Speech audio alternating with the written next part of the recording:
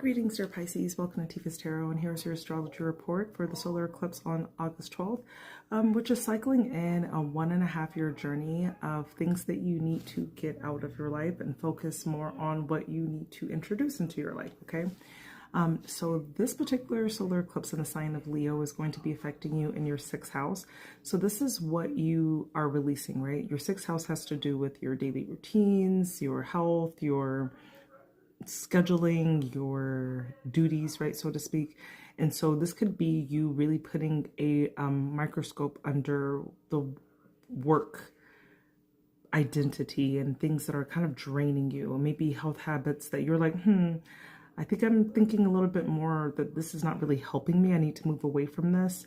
It's also a time for you to get very real about how your give and take in life. Like, are you over giving to people? And are you over functioning in some way? Are you feeling a sense of burnout in a sense? And how can you address those things? And how can you come into more alignment with your duties and obligations in regards to the routines that you do, okay? It's also a time to look at the ways in which you're trying to do too much. Are you just trying to be perfect, and maybe to step away from that, because it's not about perfection, it's about functionality. So this is something that you need to just kind of like push that to the side, all right? And so instead, because the North Node is in the sign of Aquarius, and the North Node on a collective level, it talks to where we should be putting our energy into.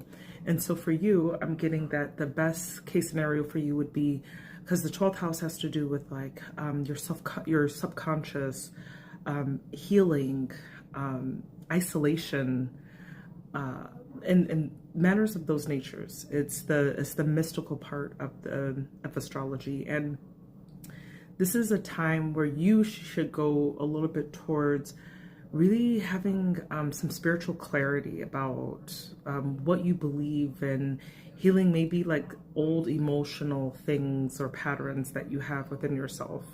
It's also a great time to understand that it's okay to be in solitude, because solitude actually like can restore you in some way. It's not something that you need to stray away from.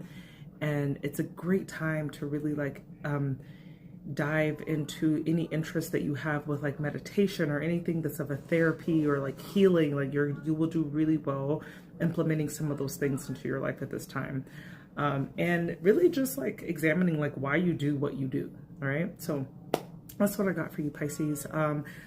I do birth chart readings, birth chart analysis. If that's something that you'd be interested in seeing, like what this transit has in store for you, go ahead and check out the description of this video for my